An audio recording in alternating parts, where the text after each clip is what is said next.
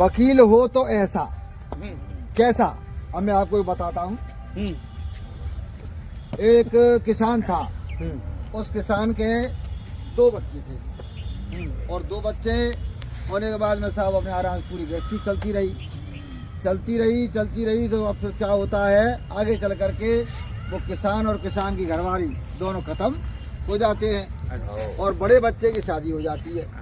अब छोटा बच्चा योग्य, पढ़ने में होशियार, अब बाने बड़े ने कही कि देखो कुछ भी हो जाए बड़े बच्चे को अपने बड़े भैया छोटे भैया को पढ़ाएंगे और इसकी सर्विस लगवाएं। तो वो ऐसा ही हुआ।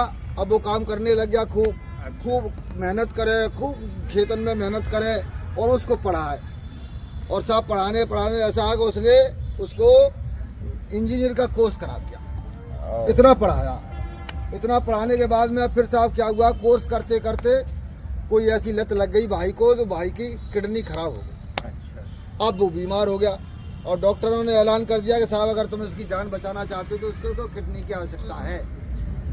तो उस भाई ने कहा भाई की जान बचनी चाहिए, तो उसने अपनी किडनी भी दे दी और किडनी दे करके उसकी जान बचा ली।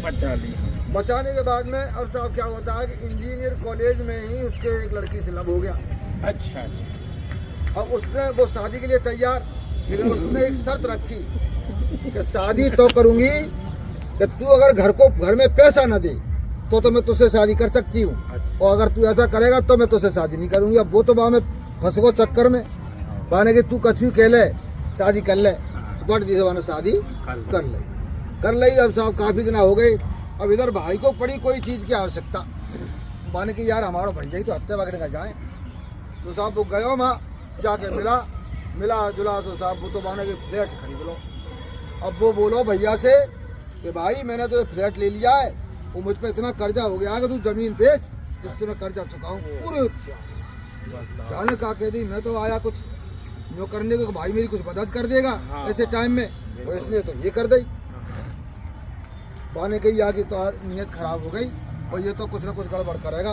तो वकील से मिला जाकर, वकील से जाकर पूरे कागज ने ले जाकर बाने की वकील ऐसा कर दे, स्टे लगा दे और यूँ कर दे तो कर दे। वकील ने उसको कागज वागज सब देखते ही उसने पूरे कागज देखे तो बाने उसको बड़ा दया आई वकील को कि यार इसने कितनी मेहनत की भाई को पढ़ाने के लिए, अपना शरीर तक अर्पण कर दिया और उस भाई की ये कंडीशन, तो क्या करना चाहिए।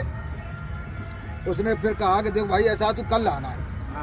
अब वो कल जब दूसरे दिन गया किसान वकील के पास में, तो वकील क्या कहता है कि देख कोर्ट कचहरी में कुछ नहीं रखा, तू अगर मेरी बात माने तो अब तेरा संतान बड़ी है, उस बच्चे को पढ़ा और इस ईंट का जवाब पत्थर से दे, जब तो तेरी बात रहेगी।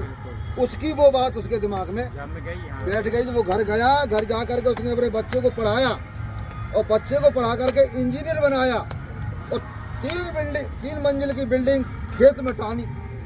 अब उस भाई को पता लगा, उधर वो दिन फिर गए, औरत तलाक लेने की स्थिति में आ गई।